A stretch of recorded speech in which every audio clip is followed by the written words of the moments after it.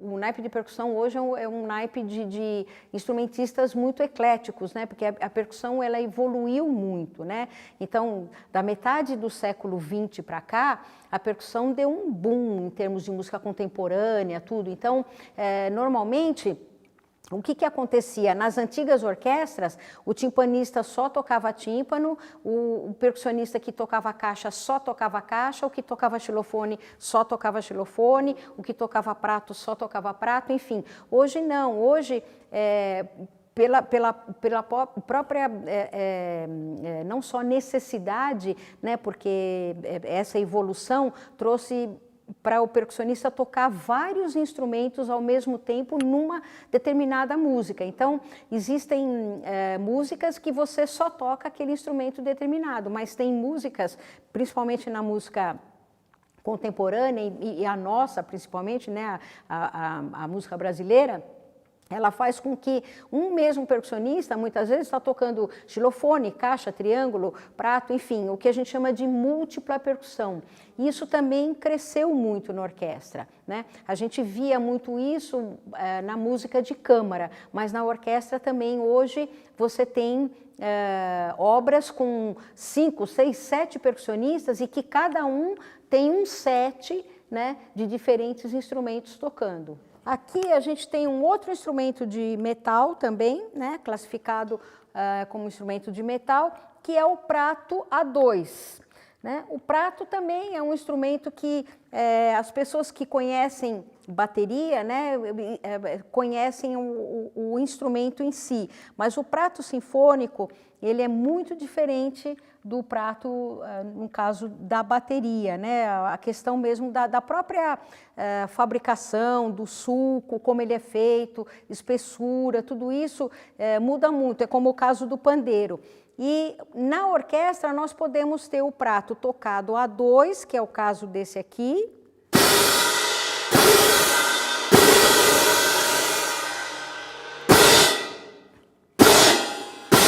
Né? E podemos ter o prato também pendurado em uma estante que a gente chama de prato suspenso. O prato suspenso não é igual ao prato A2. O prato A2, o prato ser tocado A2, ele é diferenciado também em termos de fabricação, são instrumentos diferentes. Uma das grandes dúvidas, né, das pessoas que às vezes não conhecem o instrumento e como mas está escrito, mas você só toca num determinado lugar, quer dizer, a ideia, eu sempre digo que o papel da gente às vezes até é mais difícil do que quem está tocando, porque a pessoa que está tocando o tempo inteiro, ela está o tempo inteiro ali interagindo na música e a gente está ali esperando para exatamente, às vezes você espera 3 movimentos inteiros para tocar no último movimento uma pratada ou um triângulo, né? E tem que tocar perfeito, tem que ser dentro do que está sendo pedido.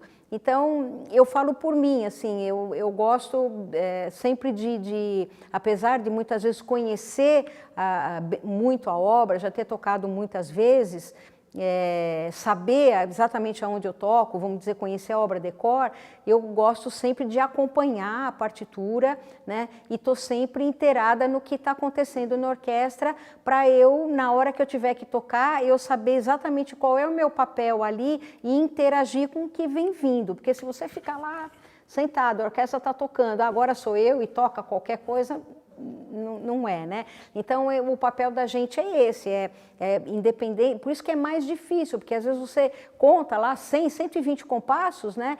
E tem que tocar naquele momento, às vezes já desaqueceu, né? Então, é uma coisa de hábito mesmo, você tem que acostumar. E muita concentração, porque o fato de você não estar tocando o tempo inteiro, muitas vezes te leva a sair fora, né? Do clima do que vem ali ao seu redor, né? E aqui a gente tem mais um instrumento da família aí dos instrumentos melódicos, que alguns conhecem como sino, né? Seria a campana tubular, né? Então, que ela tem exatamente esse papel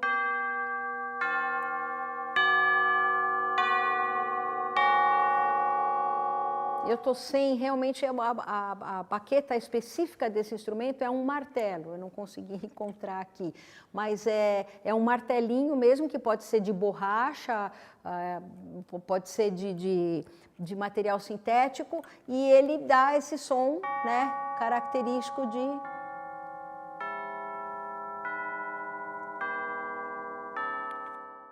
Bom, baquetas nós temos uma infinidade, né? Assim como os instrumentos, né?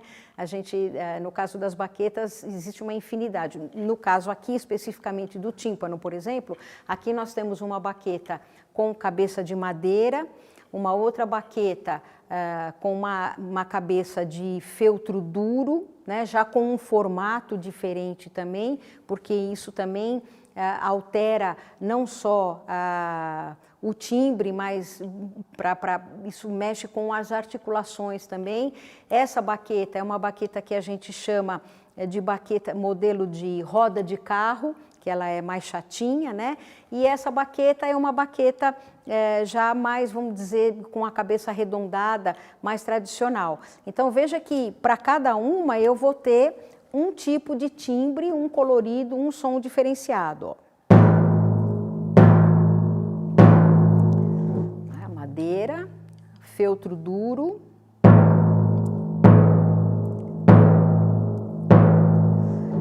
Quase não se nota a diferença, porque essa, na realidade, ela tira o impacto da madeira na pele, né? Essa já aqui um pouco mais macia, né? E essa aqui mais macia ainda.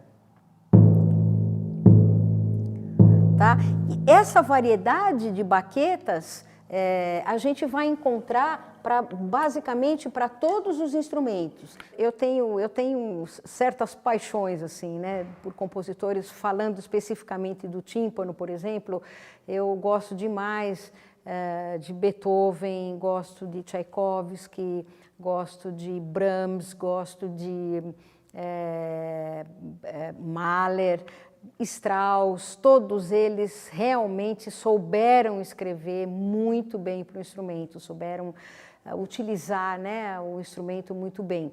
E de uma forma geral, para a percussão, né, de uma forma geral, sem dúvida nenhuma, os impressionistas, né, então as coisas, se você pegar as coisas de Ravel, Debussy, mesmo Berlioz, né, então Tchaikovsky, as partes de prato, né, que ele escreveu tanto nas sinfonias quanto as coisas que ele trabalhou nos balés, né? Então, assim, eram compositores que realmente sabiam escrever para o instrumento, né?